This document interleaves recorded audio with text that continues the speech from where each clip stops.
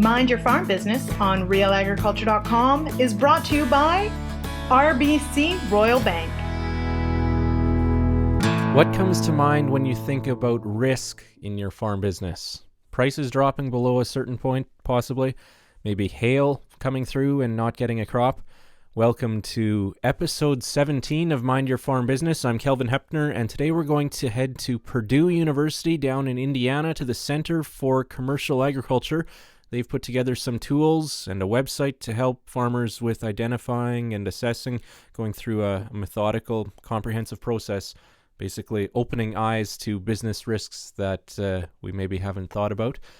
Jim Mintert is the director of the Center for Commercial Agriculture, and he joins us to talk about the process that they think all farms should go through, and very few actually have, of taking time to sit down and intentionally figure out where a farm is exposed to risk, and then figure out strategies how those risks can be managed or even turned into opportunities.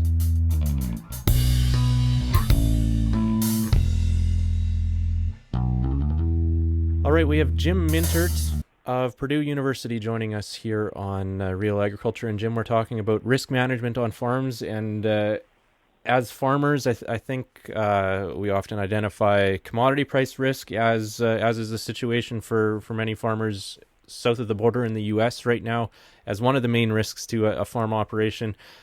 How do you approach it when it comes to defining risks to a farm business? Well, and you're right. When we visit with people about what risks they face on their farm, the first thing that pops into their mind usually is commodity price risk. The second thing that tends to pop into their mind is some combination of yield risk and weather risk. And those are clearly risks that we face in production agriculture, especially crop agriculture.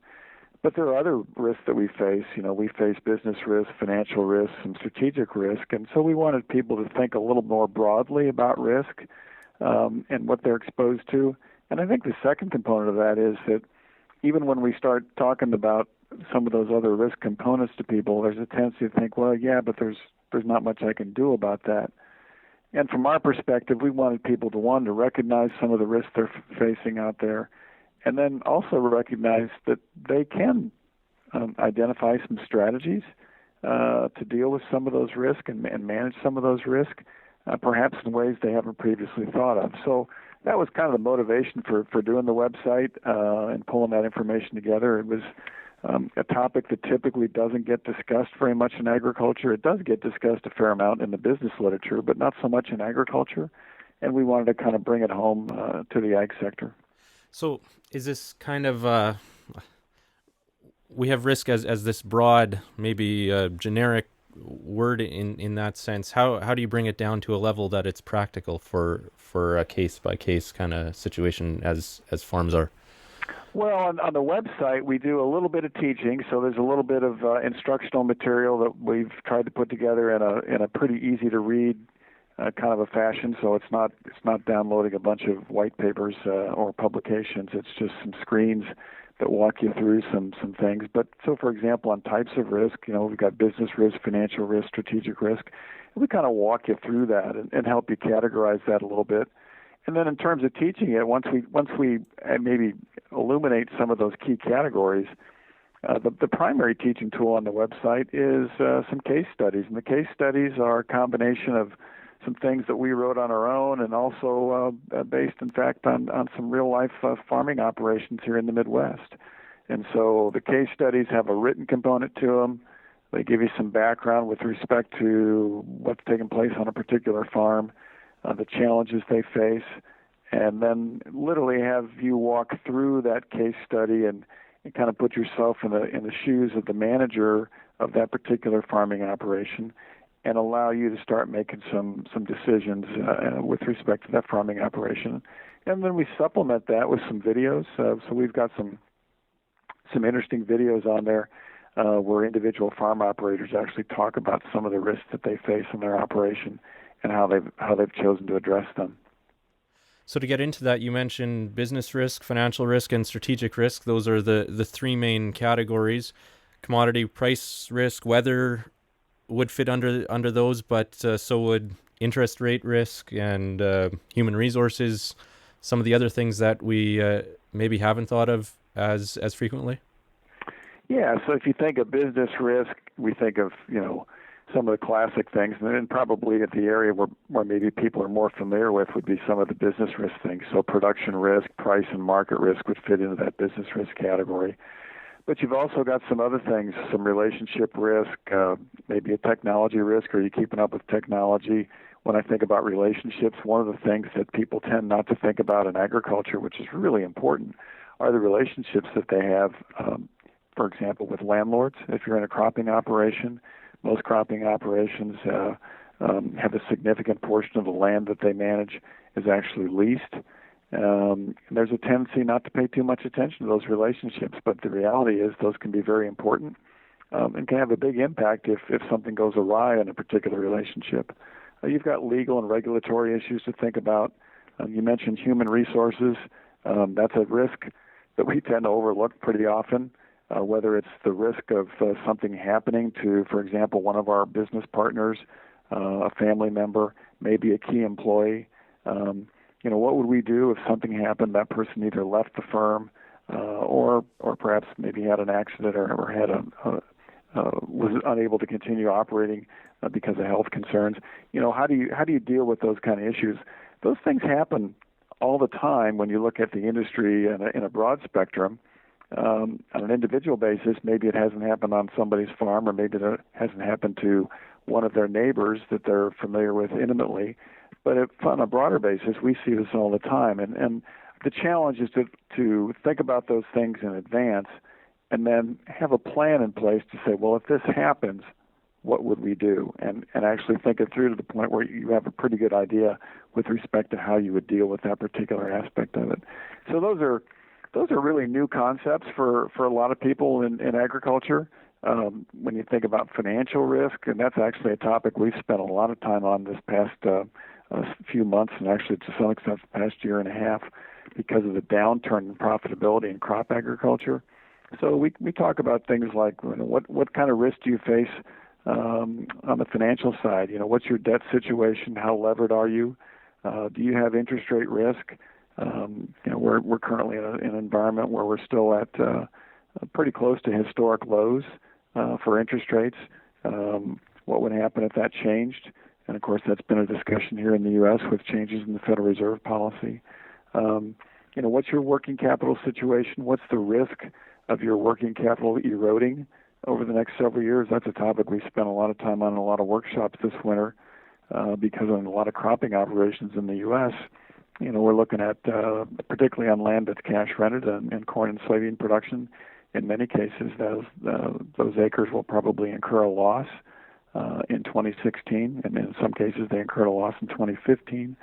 And, what's that doing to your working capital? What's that doing to the liquidity of your business? So there's a number of things you can think about there, and then, once again, start to develop some strategies to deal with those risks. And then on the strategic side, our experience is a lot of people don't really think about the strategic risks that they face. And to some extent, one of the key aspects of this is, what are the external forces that could impact your business? And there's a lot of things that could happen there with respect to competition. Could be some macro factors, macroeconomic factors. One of the things that gets discussed here in the U.S., again, with the presidential election is, where are we going with ethanol policy in the U.S., and what impact would that have on your operation? That's an example of a strategic risk that a lot of people really haven't perhaps thought about very much, but it's one they might want to think about. So our challenge really is to get people to think about things that expose their business to some risk and ask themselves, how would I deal with that particular risk? And then the corollary to that is, when you're talking about risk, there's also opportunities. So there's a tendency sometimes to think that everything about risk is negative. That's not true. When you think about risk, the ability to withstand risk and in some cases take on risk, creates some business opportunities. In fact, one of the things that we've worked on at some of our workshops this winter is to talk about how you manage your operation here in the short run, the next couple of 3 years perhaps, and making sure that you're positioned to take advantage of opportunities that are likely to show up in crop agriculture perhaps 3 or 4 or 5 years down the road.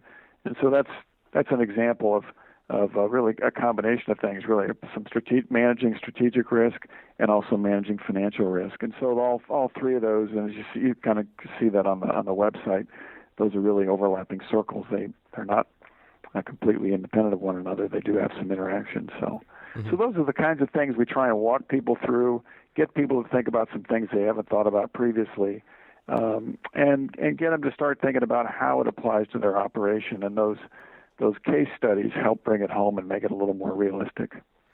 Now, you also outline a 7-step process for analyzing risk, and one of those steps is assigning odds that each event might occur. Would you say it's fair that we tend to assess odds based on history and what's hurt us in the past or what's impacted us in the past, that our perception is influenced by that?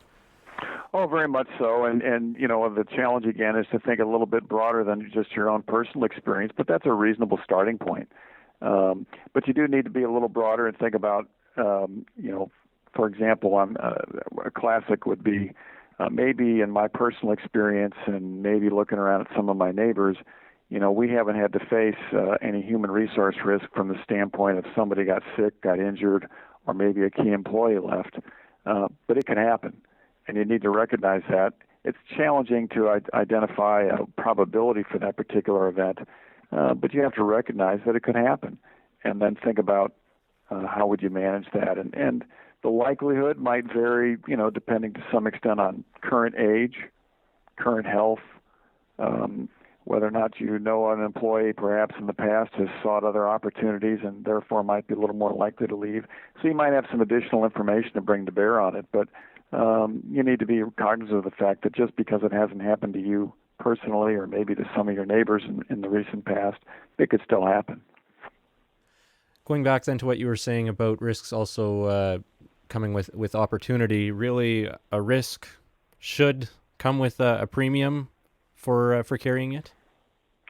Well, yeah. I mean, if you think about it, risk creates opportunities, and there's a ratio there. There's a relationship between risk and reward. And if you're going to take on some risk, you need to make sure you're getting compensated for it. Sometimes I think in agriculture we're not fully cognizant of some of the risks that we are taking on, and perhaps aren't really being compensated in a way that really makes sense from a longer-term standpoint. But the first step is to think about the risk that you're exposed to, and the second step is to think about, is there enough reward here for us to want to take on this risk? And that's usually, in agriculture, a lot of times that would be focusing on, am I in the right enterprises? For example, if I move into the specialty crop arena, the rewards are perhaps greater growing various specialty crops, but you need to think about what the risk exposure is as well, and not just think about the potential rewards. For example, you're thinking about it from a strategic risk standpoint and starting to think about it from a longer term standpoint. One of your challenges there would be to think about, how does this fit in from a risk management perspective? And we've worked with some people that looked at it and said, well, I'm interested in some specialty crops, but only if I can access an insurance program to go with that. And of course, in the U.S., we have federally subsidized crop insurance available in a number of different ways on a number of different crops, but not all crops. And so that might lead you down a path that says, well, there are certain specialty crops that I'm not willing to consider because there is no risk management program available for that. Mm-hmm. And that's where you break the different approaches for risk management into 4 categories: avoiding, reducing, controlling, or transferring. Yeah, and so and one of the things we tend to think of first is, well, how can I manage that risk? How can I reduce the risk? But actually, you might think about ways to transfer risk. And so one of the things, if you think about that, trying to bring that one home. One of the challenges for a lot of people in crop agriculture today is the leasing arrangements tend to put a lot of the risk on the producer and minimize risk for landlords. And I'm thinking specifically of cash rental arrangements. With the downturn that's taken place in crop agriculture and particularly in corn and soybean production, one of the difficulties we face is the cash leasing arrangements, particularly multi-year leasing arrangements, have really pushed all that risk, the revenue risk, and the profitability risk onto the farmer, and really minimize the risk exposure from the landlord perspective. And so one of the big discussions now is there another way we could go about allocating this risk? And of course, you come back to on one extreme, crop share rental arrangements, but there's a and on the other extreme, of course, would be cash rental arrangements. But there's a whole host of rental arrangements in between those two, which would change the relative risk sharing profile across between the farmer and the landowner. And so that's a case where you could transfer some of the risk, probably not all of it, but some of it, to another entity. And so there's lots of other strategies like that. But the first step, again, is to think about, well, how much risk am I exposed to? In that case, how much is the landlord sharing in any of that risk, or am I absorbing all of that? And if that's the case, what can we do to maybe perhaps change that relationship over time? Well, then, speaking of time, how frequently should a farm go through this exercise of identifying and assessing risks? Well, for most farms that we've worked with, most farms have never sat down and actually done this in any kind of a comprehensive way. So, the first step is to do it once. First time, yeah. Yeah, that's really, I guess, our message is to get people to think about this once. But you're right. Once you do it, it becomes easier, and actually, it's something you probably ought to revisit annually. And particularly different components of it. You don't necessarily have to go back and go through every step every year, but revisiting things, having some discussions on a periodic basis is very valuable. And particularly as you're thinking about, one, the risk you're exposed to, but then also the opportunities that might exist. And I think that's one of the things that we've been trying to get across as we visited with people in workshops and smaller settings, is to think about not only what we're facing right now in 2016, which for many operations here in the Corn Belt is pretty challenging, but think about what things are going to look like 3 and 4 and 5 years down the road, and make sure you've got some ideas and some potential plans in place that would help you manage and take advantage of those opportunities that might exist down the road. So it's real easy in any business to get rather myopic and really focus on the short run. And so one of the advantages of working through some of the information we've pulled together is it really encourages you to think about things from a longer-term perspective, which is really, really important. Yeah, it's probably easy to kick the can down the road to alleviate risk in the short term, but you might create bigger problems down the road.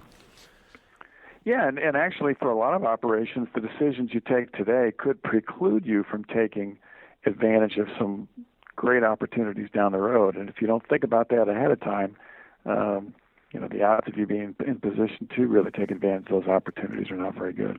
All right. Finally, then, Jim, what do you see on the horizon in terms of this space, this risk management area for farmers? What are the progressive farmers paying attention to, or what do you think they should be paying attention to? Well, that's a great question. As we visited with people this winter, it's at one level, we've worked with some people who probably aren't fully aware of the risk they're exposed to with respect to some of the cash rental arrangements they have and the financial risk that's exposing them to. And so recognizing that risk and what it's doing to your liquidity and potentially your solvency of your operation is really important. For a second group of people that's already pretty well cognizant of that, they're maybe in the process of taking steps to manage that. And by that, I mean, in some cases, they're looking at properties that they're concluding that maybe at that rental rate, that's not a property I want to keep in my rental portfolio going forward. They're looking at preserving their working capital and actually starting to think about, okay, in about 2 or 3 years, as we start to have some changes develop in terms of relationships, in terms of leasing arrangements, et cetera, in the community, am I positioned to take advantage of those opportunities? And I think those are really a couple of the things that people ought to be focused on right now. The first one is primary. That's a little more short-run oriented, obviously. And then once you start thinking about that also encourages you to start thinking about the longer term. All right. Well, thanks for taking the time to join us, Jim. Thank you. Appreciate the opportunity.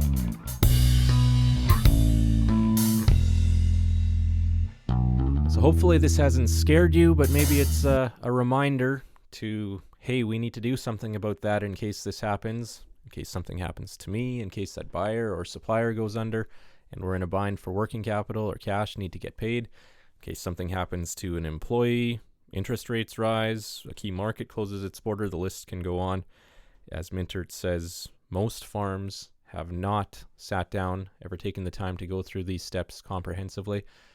You can find the process, the steps, all the tools that he's talked about on the Center for Commercial Agriculture's website. If you Google Center for Commercial Agriculture or go to farmriskresources.com. Thanks again to Dr. Mintert, to RBC Financial for partnering with us on the Mind Your Farm Business series, and thank you for listening. Kelvin Hepner, stay tuned for the next episode in the Mind Your Farm Business podcast series.